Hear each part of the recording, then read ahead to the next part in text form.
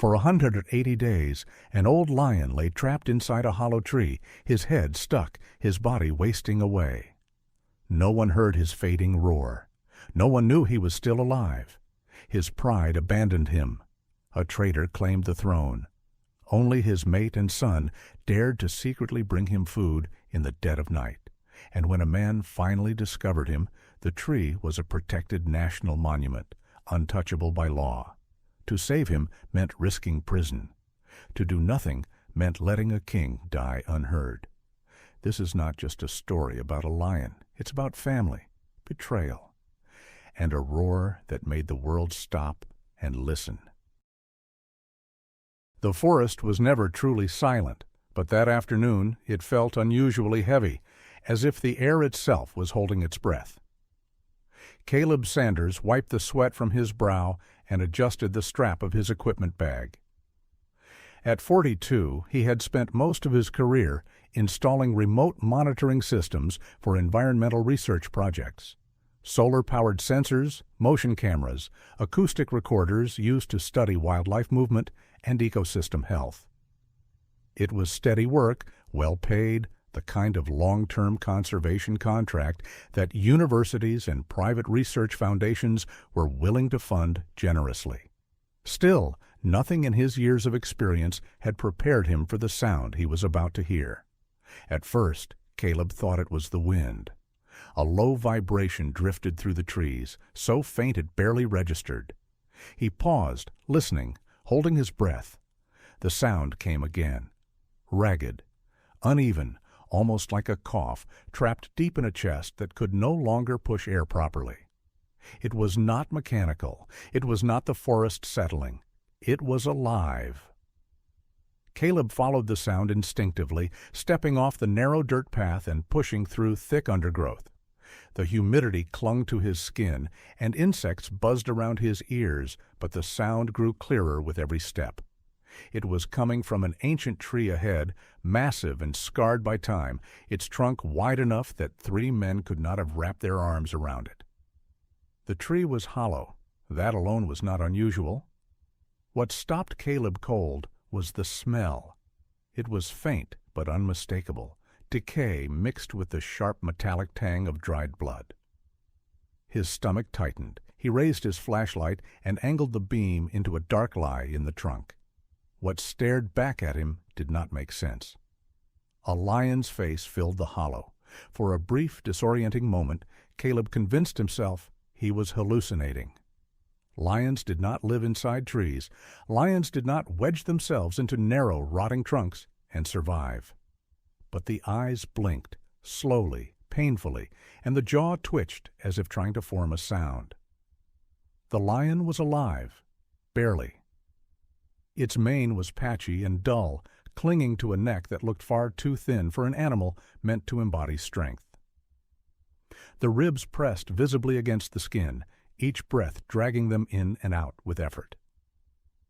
One side of the lion's face was rubbed raw, fur scraped away where it had pressed against wood for far too long. Caleb took an involuntary step back. He had filmed wildlife before. He had seen injured animals, starving animals, animals near death. This was different. This was a creature trapped between living and dying, suspended in a state that defied logic and time. The lion opened its mouth. The sound that came out was not a roar. It was a broken, breathless rasp, weak enough that it barely echoed inside the tree. Yet it carried something else: desperation, exhaustion, and a strange, haunting persistence. The sound of something that had been calling out for a very long time. How long? Caleb whispered, though no one was there to answer him. His mind raced through possibilities. A snare? No. A trap? There were no signs of wire or metal. A collapse? The tree looked old, but stable. Whatever had happened, it was not recent. The lion's condition told a story his rational brain struggled to accept. This animal had been here for weeks, maybe months. Caleb reached for his water bottle, then froze. Every wildlife training manual he had ever read flashed through his mind. Do not feed. Do not intervene. Do not approach a large predator, especially one under extreme stress. His work depended on compliance with strict safety and liability regulations. Violating them could end a career, and worse. The lion's eyes met his. They were clouded, unfocused, yet painfully aware. They did not carry aggression. They carried something closer to resignation, as if the animal had already decided the world had moved on without him. Caleb felt a tightening in his chest that had nothing to do with fear. He knelt slowly, keeping his movements deliberate. The lion's breathing hitched, but it did not snap or growl. It simply watched him, conserving what little strength remained. "I hear you," Caleb said quietly, unsure why he spoke at all. Perhaps it was habit, or perhaps it was the human instinct to fill silence when confronted with suffering. "You're not alone." The words sounded foolish the moment they left his mouth. The lion's tongue slid weakly over cracked lips. A single drop of saliva fell to the forest floor. Caleb glanced around. The area was unnervingly empty. No other lions, no vultures circling overhead, no signs of a recent kill. Whatever pride this animal belonged to was gone. Abandoned. He pulled out his phone and checked the signal. 1 bar, barely enough. His thumb hovered over the emergency contact list for the research team. This was no longer a routine data installation. This was a high-risk wildlife rescue scenario, the kind that involved veterinarians, permits, legal approvals, and often long delays. The lion exhaled sharply, its head sagging against the inside of the trunk. Caleb didn't think anymore. He hit the call button. As the phone rang, his eyes never left the hollow tree. A chilling realization settled over him, heavier than the humid air pressing down from above. This lion had been calling out for help for a long time. Not loudly, not dramatically, just enough to survive. And until today, no one had listened. Pain has a way of distorting time. As the lion's chest rose and fell against the inner wall of the hollow tree, minutes blurred into hours, and hours stretched into something that no longer resembled days. Yet beneath the haze of hunger and dehydration, memories surfaced, clear, sharp, and cruel in their contrast. Once his name had carried weight. Rhaego had been king, not by chance, and not by sheer violence alone. He had earned his place through years of dominance, strategy, and restraint. He was the kind of leader the pride followed, without hesitation, the kind who did not waste strength on unnecessary battles, who protected cubs first, who stood his ground when rival males tested the borders. Under Rhaego, the pride had thrived. Hunting grounds expanded. Losses were few. The lionesses trusted him. The cubs played without fear. And Nira had chosen him. She had been cautious, observant, fiercely intelligent. When Rhaego took over the pride years earlier, she had watched him closely, measuring not just his strength, but his judgment. It was Rhaego's patience that won her loyalty. His refusal to strike unless forced. His habit of waiting, listening, assessing. Their son, Caro, had been born during one of the calmest seasons the pride had known. Rhaego remembered that morning with startling clarity. The cub's first unsteady steps, Nyra's low, warning growl when others came too close. Rhaego standing watch through the night, alert to every sound in the darkness. He had believed in those moments that this life, this balance, would last. He was wrong. The day everything changed began like any other hunt. The herd had scattered early that morning, and Rhaego had taken the lead, pushing the prey toward a natural bottleneck between the trees. The ground was uneven, the undergrowth thick. When the antelope darted toward an ancient, hollow trunk, Rhaego followed without hesitation. He had passed that tree countless times. He knew it was open on both sides, a shortcut animals used to escape. He did not consider how much weight he had gained over the years. He did not consider how time had weakened the tree's inner structure. When he thrust his head forward, the wood gave way, then tightened. At first he thought it was nothing, a momentary snag. He pulled back. The tree did not move. Rhaego twisted, growling in irritation, then in alarm. The harder he struggled, the more the hollow constricted around his neck. Splintered wood bit into his mane. Panic surged, an emotion he hadn't felt in years. The pride heard him immediately. Nira was the first to reach him, followed by others, their movements frantic. They clawed at the trunk, bit into the bark, shoved with their shoulders. Rhaego roared orders between labored breaths, forcing calm where there was none, but the tree did not yield. Hours passed, then a night, then another day. Hunger crept in quietly, thirst followed. Rhaego could feel his strength bleeding away with each failed attempt to free himself. The pride lingered, restless, unsure. Without their king on the move, hunts failed. Tensions rose. Whispers passed between the younger males. Among them was Azure. He was younger, broader across the shoulders, his mane not yet full but thick with promise. He had challenged Rhaego once before and lost decisively. But now he watched from the edge of the gathering, eyes calculating, jaw set. Azure did not rush the tree. He did not waste energy pretending to help. He waited. When the second week passed and Rhaego's voice grew hoarse, Azure stepped forward. His challenge was subtle, not a direct attack, but a shift in posture, a low growl that carried through the pride. A suggestion rather than a command. Rhaego could feel the change before he saw it. The pride hesitated. Some looked away. Others stopped approaching the tree altogether. Survival instincts began to override loyalty. The presence of hyenas at the outskirts of the territory made the decision easier. Azure moved next. He circled Rhaego slowly, deliberately keeping just out of reach. His eyes met Rhaego's, not with hatred, but with something colder. The message was clear. A king who could not move was no king at all. By the time the pride began to leave, Rhaego no longer had the strength to protest. Nira resisted, her body rigid with defiance, but Azure forced the issue.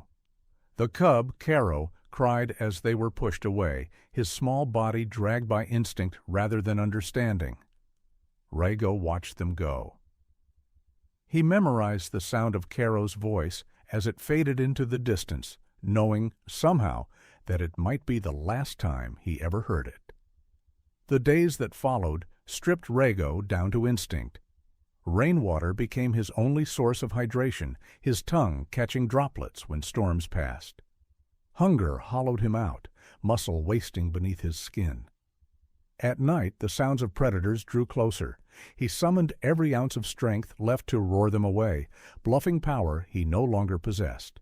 Sometimes he wondered if this was punishment, not from the pride, from the land itself. Leadership came with invisible contracts, responsibility, vigilance, the constant calculation of risk. He had misjudged once, and now the cost was measured in suffering. Yet even as his body failed, something inside him refused to surrender completely. Rhaego did not know if the pride would ever return. He did not know if Nira and Caro had survived. He only knew that as long as he could breathe, he would endure. Because a king, even one with no way back, did not die quietly. Not yet. The moonlight had changed over the past months. Once it poured silver over the plains like a blessing, but now it felt colder, more distant. Somewhere, in the darkest quadrant of the Loango forest, a lion cub stepped carefully through the underbrush, carrying a torn strip of raw meat in its jaws. Caro wasn't yet strong enough to hunt, but he had learned how to steal scraps from the fringes of Azure's kills, without being seen. Not even the hyenas noticed him anymore, and if they did, he ran faster than they could bark. Trailing behind him, Nira moved like a ghost.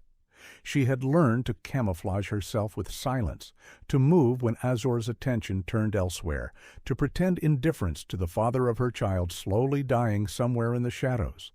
Every night they came back to the tree. Every night they fed the lion trapped within. Inside that tree, Rhaego barely resembled the king he once was. His ribs strained against thinning skin. His mane had become a brittle patchwork of what was once golden and thick. His eyes were sunken but searching, always searching, for the faint sound of paws, for the whisper of grass parting under the feet of someone who had not forgotten him. The meat that came each night kept him alive just enough to suffer, but it was the scent of his cub that made him hold on. Even in this makeshift tomb, the connection between father and son remained a force more stubborn than death. What no one else knew, at least not yet, was that Azor had noticed. The new self-declared king, young and reckless in his thirst for dominance, had grown suspicious. Caro had returned from the trees too many times smelling of blood without wounds. Nira's eyes would flick toward the northern ridge too often. And once, during a patrol, Azor saw vultures circling where there should be nothing but bark. But Azor was smart. He didn't confront them, not yet. Instead, he summoned 2 lionesses loyal to him, Zari and Melku. Both promised better access to kills and mating rights. He ordered them to follow Nira. Quietly. No growls, no warnings. Just find out where she went and when. If they could catch her breaking pride law by consorting with the disgraced, they could kill her without consequence. And so the circle tightened. What Caro didn't know as he dropped the meat into the crevice of the tree that night was that 2 pairs of eyes were watching from the ridge. Zari and Melku, hidden behind ferns, didn't make a sound, but what they saw made their blood pulse with fear. The lion inside the tree was still alive. They had all thought he was dead. And the cub, the child of the exiled king, was feeding him. Melku flinched. She wasn't ready for this. Zari pressed her paw over her muzzle to silence her, then pulled her back. They had seen enough. By dawn, Azor knew the truth, and it enraged him in a way he hadn't expected. It wasn't just that Rhaego was still alive. It was that the pride had lied to him. Nira had lied, and if she lied, perhaps others did too. His claim to power, never accepted with full hearts, now felt like a crown of thorns. Still, he did not attack. Not yet. Across the forest in the temporary research station, Caleb sat reviewing strange heat signatures from the tracking drones. Something odd had emerged in the last 24 hours, multiple feline body temps converging near the same tree where he had first discovered the lion. That didn't match any migration pattern.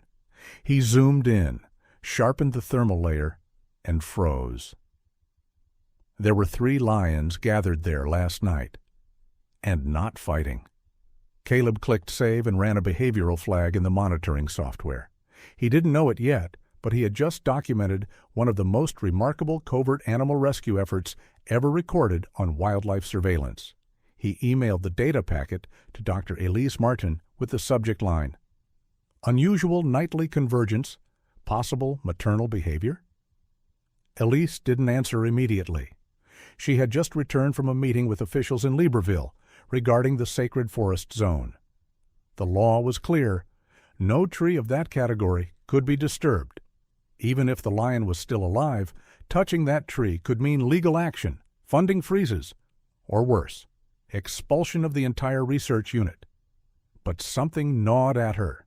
She had seen Caleb's face when he spoke of the lion inside the tree. He wasn't exaggerating. And now this new data? She called him. "You said there was a cub," she asked, voice tight. "Are you sure?" Caleb hesitated. "I didn't see it directly, but I smelled fresh meat. Recent. And now I have drone data that suggests nightly visits." "How many days do you think it's been?" Caleb glanced at the logs. "About 6 months, give or take a week." On the other end of the line, Elise whispered, 180 days. She didn't speak for a moment. Then, "Caleb, don't go near that tree until I get there." Meanwhile, Nira returned to the pride before sunrise, eyes downcast, flanked by her son. Zari and Melku said nothing. Azor was watching from his perch on the termite mound, his expression unreadable. When Nira met his gaze, she knew there was no hiding any more, but there was also no retreat. That afternoon, Azor called a patrol, a thinly veiled threat. Caro was not allowed to join. Nira was ordered to stay behind and tend to the den. They obeyed. But that night, once again, they returned to the tree. This time with a fish Nira had stolen from a drying rack near the local ecotourism hut. Caro said nothing as he pushed the meat toward his father. But Rhaego's paw reached out, trembled, and gently touched his son's forehead. And somewhere, far above, a surveillance drone buzzed silently. The footage it recorded that night would become the subject of a scientific paper years later, cited in discussions on animal behavior, family structure in lions, and empathy in wildlife. It would be referenced in documentaries, in conservation law debates, and in university ethics lectures. But for now, it was just a whisper in the trees. Caleb downloaded the footage and didn't sleep that night. And Azor didn't sleep either. He was preparing something else. When Dr. Elise Martin arrived at the field station the next morning, her boots were still muddy from the government meeting in Libreville. The flight back had been delayed. She hadn't slept. She didn't speak much either, not to the park guards, not to the station interns. The only thing she said, quietly, was, "Where's Caleb?" They found him behind the data cabin, hunched over a small portable monitor, rewinding footage from the night before. The image was grainy but undeniable. A lion cub and a lioness, side by side, pushing what looked like a fish carcass into a dark crack in the base of a tree. A paw reached out from the inside, trembling. The paw of a dying lion. The timestamp read 3:18 a.m. Elise sat down without saying a word. She watched it again and again. Her expression didn't change, but her fingers curled slowly into fists on her knees. Caleb remained silent. When the screen finally froze on the final frame, father, mother, and child, all connected by a strip of meat between claw and jaw, Elise exhaled. "That lion is not supposed to be alive?" "He is," Caleb replied. "Barely." "And you're sure this is the same tree?" "Same one. I've marked it on the GPS log." For a while, neither of them spoke. Then Elise stood. "Get the equipment. Don't tell the interns." Caleb hesitated. "The law? I said don't tell them." An hour later, they were both in the truck headed towards Sector D7, the protected core of the forest, off limits to even research staff without a clearance code. But Elise had authorization that most didn't. She'd worked with Gabonese authorities for over a decade, and even now her name held weight in conservation funding and policy-making circles. But this situation, this lion, was unlike anything she'd ever encountered. It was more than a wildlife case. It was a moral riddle. They reached the clearing by midday. The tree stood like a monument, towering and hollowed with age. The entrance to the cavity was narrow, but deep, so deep that the sunlight barely touched the fur of the lion inside. Rhaego didn't move at first, but when Caro's scent wafted through the air, his ears twitched. Elise moved slowly. She crouched near the opening, peered in. The lion blinked. Barely, but he blinked, then her gaze shifted and froze. Just above the bark line, a small bronze plaque was nailed into the wood, worn but legible. In both French and Fang dialect, it read, "Arbre de l'Esprit, Sacred Tree of the Ancients, protected by Decree 117. She cursed under her breath. Caleb came up beside her, noticed the plaque. "That's it, isn't it?" Elise didn't answer right away. She stepped back, pulled out her satellite phone, and called the Loango Park office. When a bored voice picked up, she identified herself and requested urgent clarification on policy regarding interference with classified spiritual trees in emergency wildlife situations. The answer came swiftly and without emotion. No exceptions, absolutely no physical harm to the structure, not even partial bark removal. Offenders will be prosecuted. Elise hung up. Caleb stared at her. So what now? We just let him die in there? No, she said, but if we do anything, we do it knowing we might lose everything. The lab, the permits, our visas, funding, and our reputations. Then I'll do it alone, Caleb said. She turned toward him. You don't know what you're saying. I do, he said. You can walk away if you want. I'll say I acted alone. Elise opened her mouth to argue, but said nothing. She saw something in Caleb's eyes that she hadn't seen in a long time. The raw conviction that science alone couldn't fix everything, that sometimes compassion had to come first. I didn't fly halfway across the world for grant reports, she muttered. Let's go back to the station. We'll plan this right. But they weren't alone anymore. Across the clearing, hidden behind the low brush, Zari and Melku were watching again. They had followed Nira the night before and returned to report to Azur. But curiosity brought them back. Now they saw something new. 2 humans standing before the sacred tree. Talking, measuring, touching. One held a tool in his hand, the other carried a surgical bag. Melku tensed. Should we stop them? Zari didn't answer immediately. She was watching the lion inside, watching the way he struggled to lift his head, the way his tail barely moved. The image didn't match the traitor they were told to forget. We wait, Zari said. If Azur wants to know, let him see with his own eyes. But Azur had already seen enough. Back at the Pride's resting ground, he paced under the heat like a beast with a splinter in his brain. His rule, already fragile, now hung on a thread. The Pride was growing uneasy. Whispered conversations grew louder. Cubs looked at him and didn't bow. Lionesses moved when he approached. He needed to restore order, to reassert dominance, and he knew just how. By nightfall, Elise and Caleb had returned to the station. They made no announcement, no logs. Caleb wiped the data from the GPS truck log.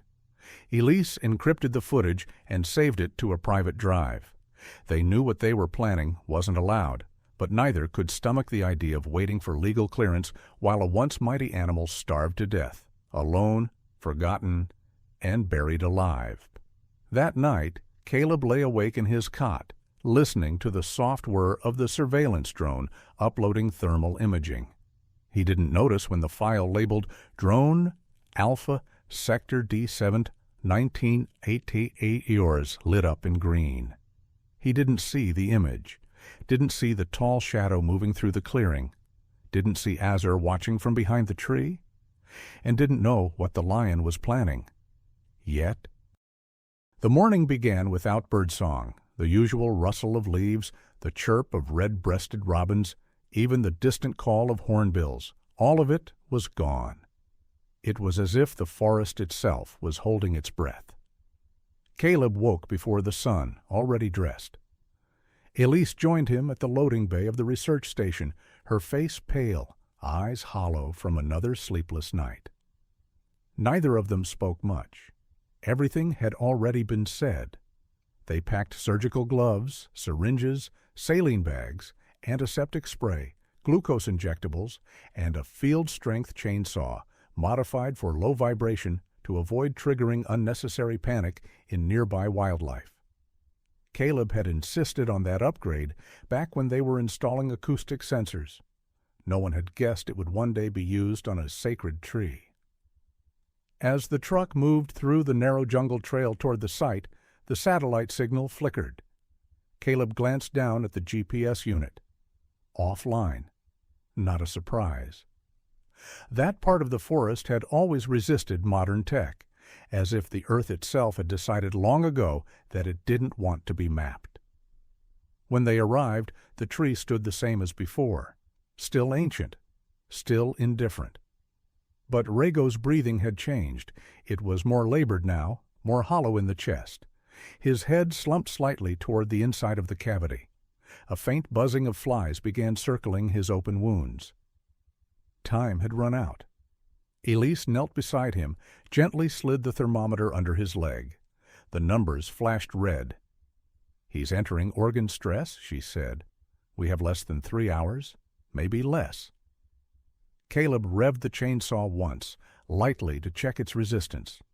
The sound split the silence. A startled hawk launched from a nearby branch. Rago's ears twitched. He knew something was coming, something that might mean the end or a second chance. Caleb turned to Elise. "Last chance to walk away." She didn't blink. "Just cut straight and stay clear of the spinal arc."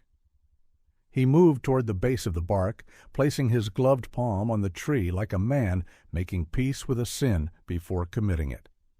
Then he dropped the blade. The chainsaw roared, low and jagged. Wood splinters curled into the air, biting the sunlight. Caleb carved a clean vertical line along the right side of the cavity, just shy of where Rago's shoulder was wedged.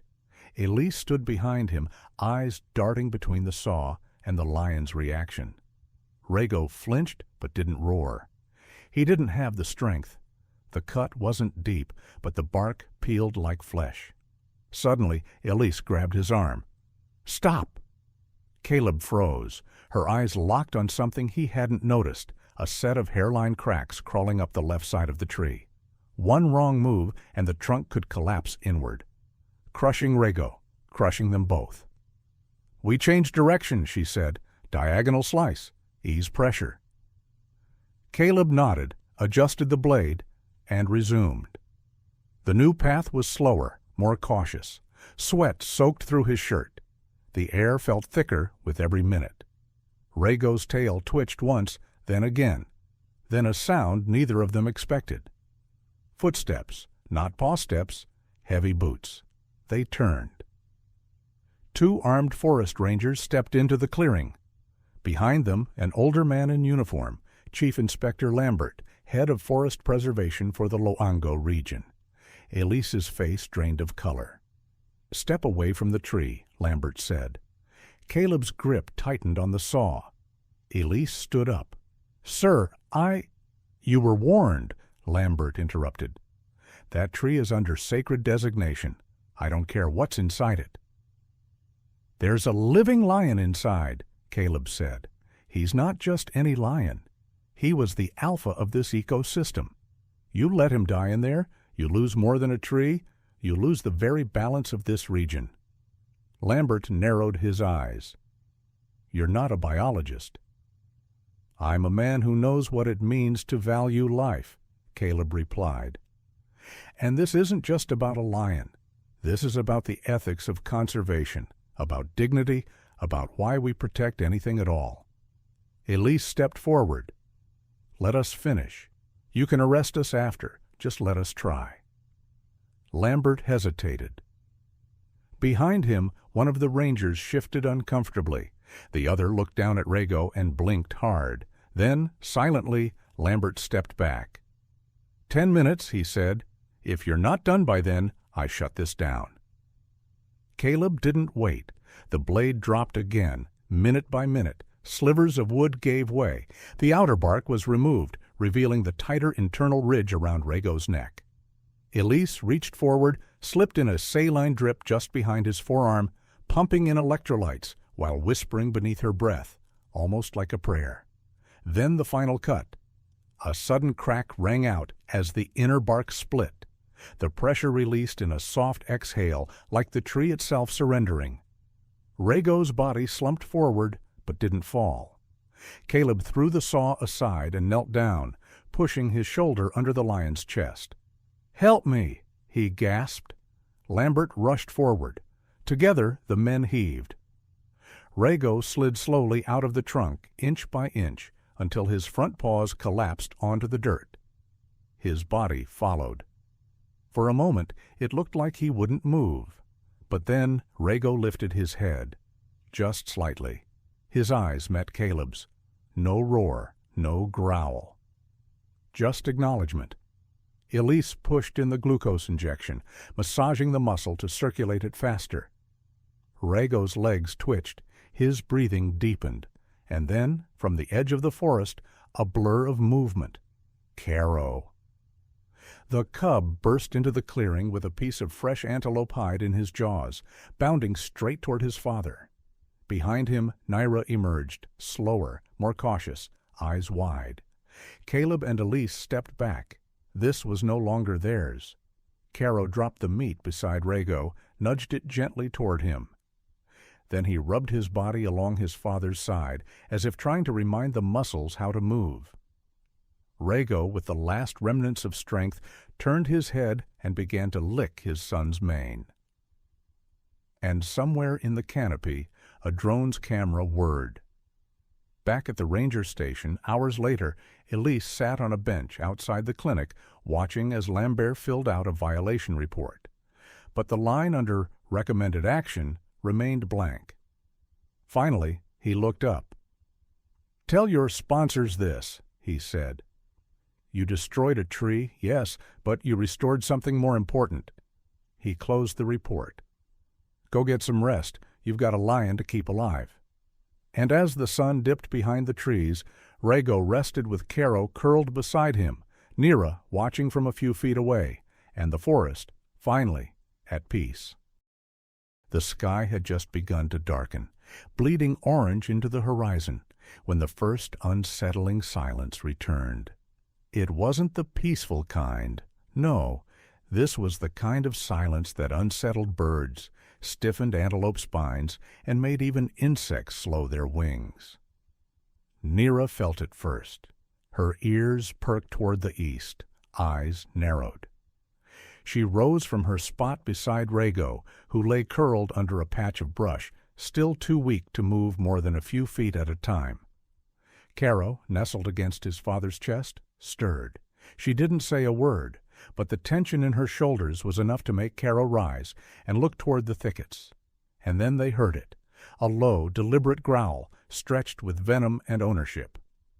Azor. He emerged from the brush like a ghost made of muscle and pride, his mane, darker and thicker now, ruffled with every step. Behind him, not far, were the two lionesses who had once betrayed Nyra's trust, Zari and Melku. They didn't walk with him now.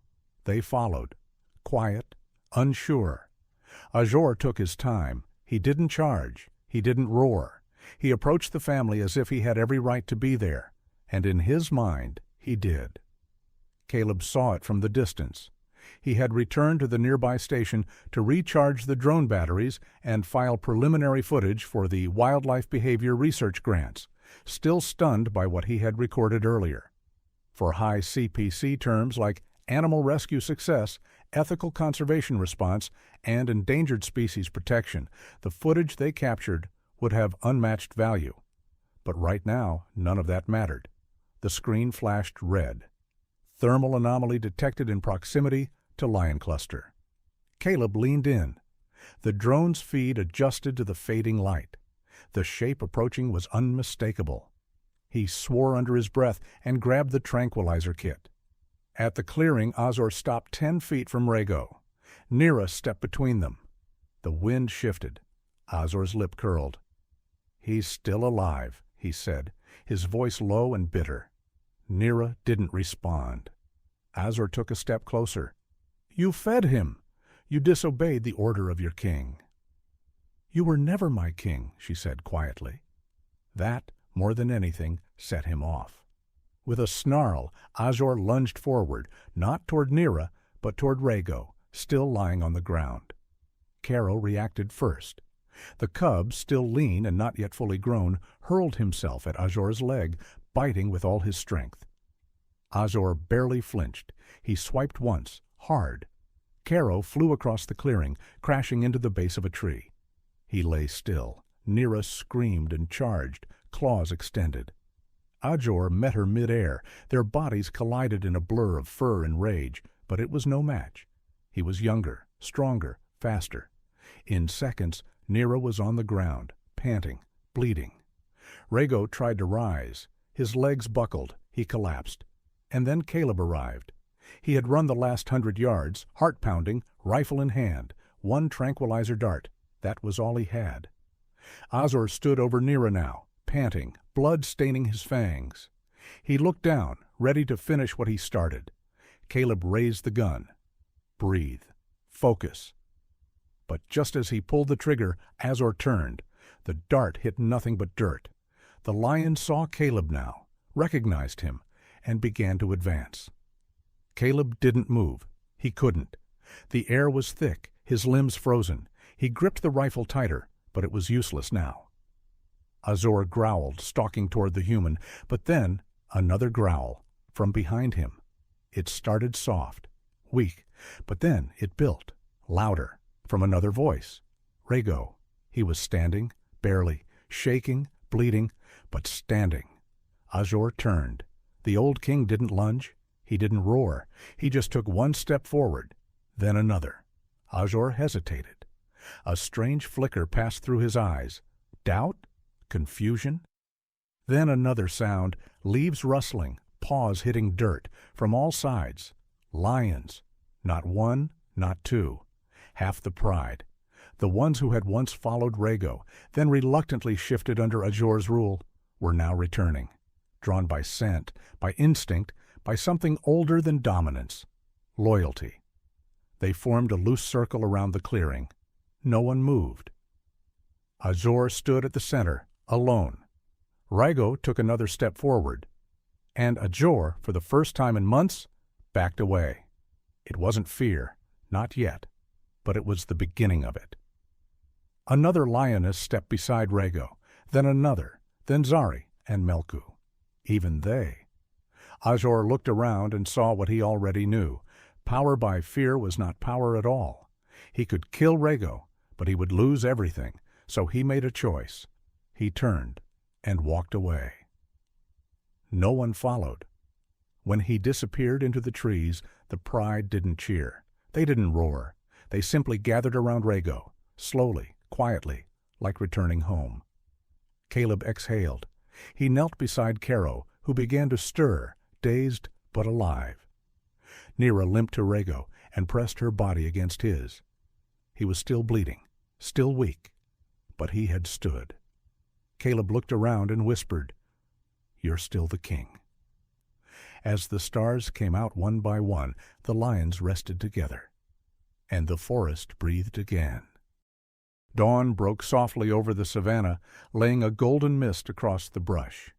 It painted the world in warmth, but beneath that stillness lay the echoes of the night before.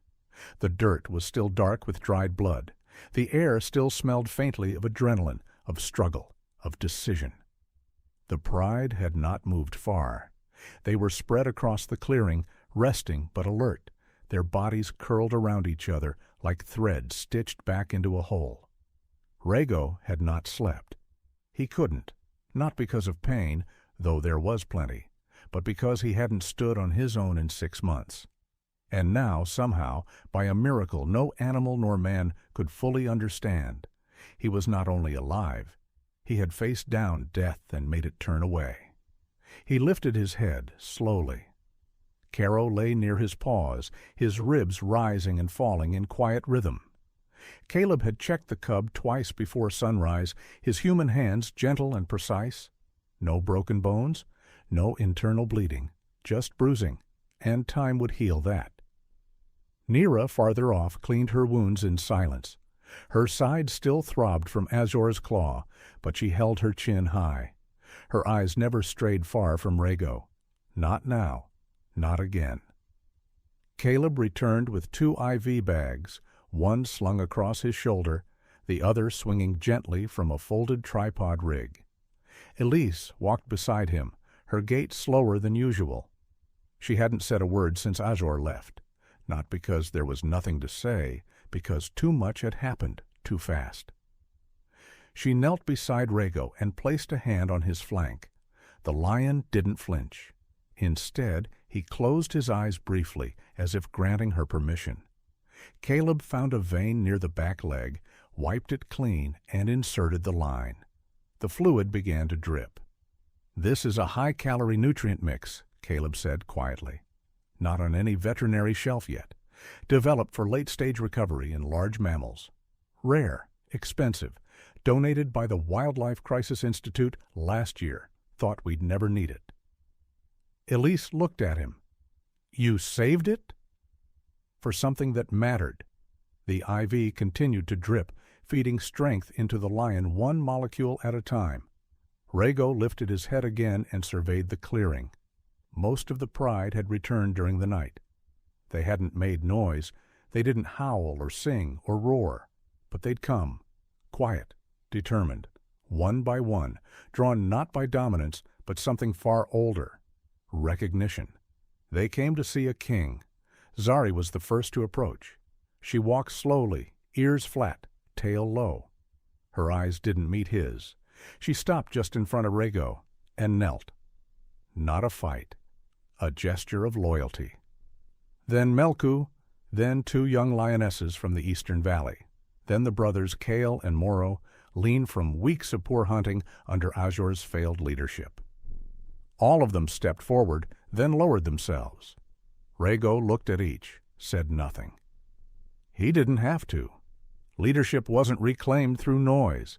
It was restored through presence. Across the field, Caro stirred. He stood and limped toward his father. Rego extended his neck and licked the cub once along the spine. It was gentle, almost ceremonial. The cub leaned into him with a deep, low hum in his chest. Caleb, standing just outside the circle of lions, felt a lump rise in his throat. This, Elise said beside him, is what they don't teach you in conservation ethics. He glanced at her. They teach you boundaries, she continued, laws, protected zones, do not touch, do not interfere, but they don't prepare you for this, for when nature itself breaks those rules. Caleb nodded. Or when you're the only one who can. The day warmed. The pride began to move. Some drank from a nearby stream. Others napped beneath the wide shade of acacia trees. But always their eyes returned to the lion lying in the center. He hadn't yet stood again, but his presence filled the space as though he had. Mid-morning, a rustle from the south broke the calm. Lambert returned, this time alone. No guards, no truck, just a single man in a ranger's uniform walking across the field like someone paying respects. He stopped a dozen yards away, hands folded behind his back. Caleb met him there. I filed my report, Lambert said quietly. I didn't mention the saw, or the equipment, or the fact that you directly violated 3 protected clauses. Caleb raised an eyebrow. Lambert added, I wrote that a dying animal was discovered in a compromised natural cavity. Unassisted, he would have perished. With measured support, he was stabilized. The sacred tree was already structurally unsound. Elise joined them, her voice steady. That's generous. Lambert shook his head. It's not generous, it's true. The law exists to protect life, not to bury it. He looked past them, toward Rego. I was here once, years ago, he murmured. When this lion was young, he stopped a hyena pack from raiding the eastern den, took 3 bites to the neck and still held the line. We named that year's conservation initiative after him. I'd forgotten. He turned. Don't let them forget again. And he left. No press release, no citation, just truth. Back at the clearing, Rego stirred again. Elise checked his heart rate. Steady. Stronger. Caleb adjusted the IV. Rego's eyes met his once more. Wiser now, clearer. The bond between man and animal, long doubted by skeptics, was now written in the dirt. The pride encircled Rego again as the sun crossed its zenith. One by one they lowered their heads, not in fear, but in respect. This was no longer a recovery. It was a return. And deep in the tall grass, Caro sat upright, his chest out, eyes bright. He had watched his father rise, and now the future watched him back. The forest was no longer quiet. It breathed again. It pulsed with the movement of life, not fear. A gentle breeze swept through the trees, ruffling the grass and bending branches as though the entire canopy was exhaling. The sacred clearing had changed. What had once been a place of captivity, of waiting, was now something else, something remembered. Rego stood just after sunrise, not with strength, not with ease, but with intent. It began with a shift of his front paw. Then, as if compelled by some unseen current, his hind legs adjusted. Muscles, long dormant, strained. Bones cracked softly in protest. He braced against the earth. Then he rose. Every lion in the pride paused to witness it. No roars erupted, no dramatics, only a kind of stillness that demanded reverence. Nera watched him with a gaze that held both pride and sorrow. Caro stepped forward, almost unsure.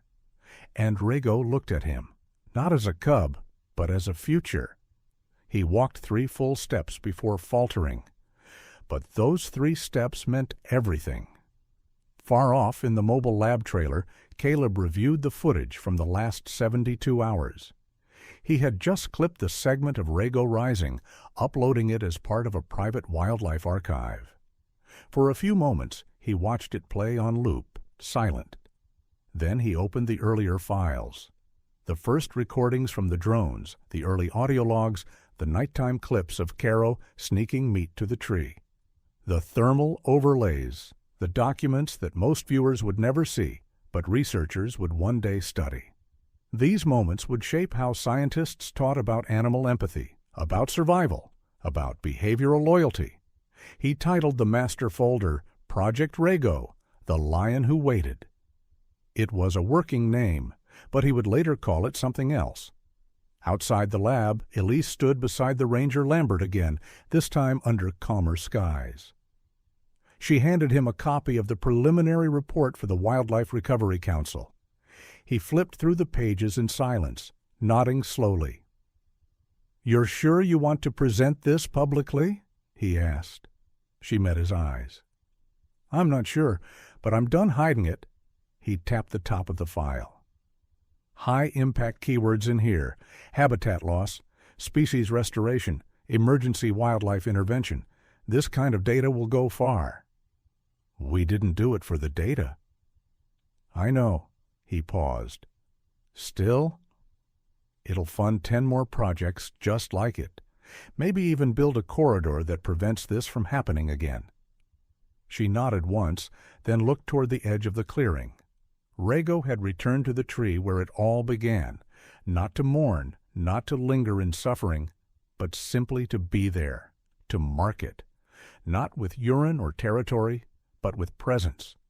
Caro sat beside him, mimicking his posture, staring ahead. From a distance, it looked like a portrait, not of the past, but of inheritance. The following week, Caleb boarded a flight back to the States.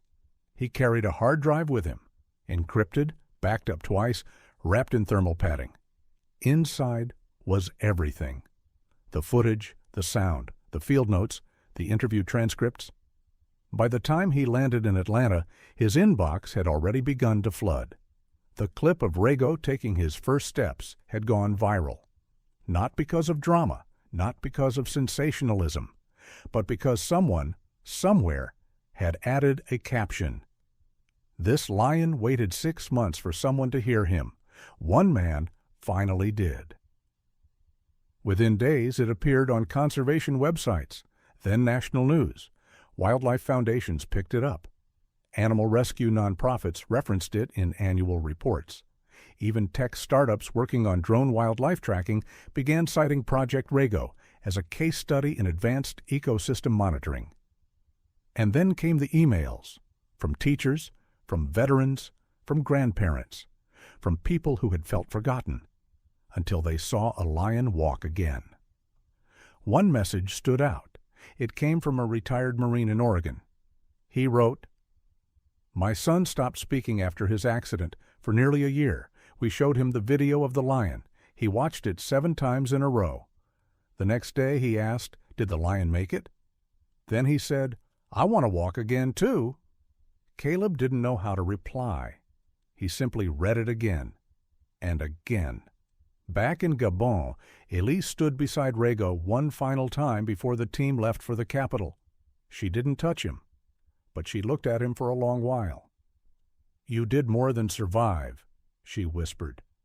"You made us remember why we protect." She turned to leave. Rego didn't watch her go. He looked forward. That night, under a sky filled with stars, the Pride settled once more beneath the trees. Caro lay beside his father. Nera curled near them, ears twitching at every night sound. And Rego, the lion who had waited 180 days inside a tree, lifted his head once more.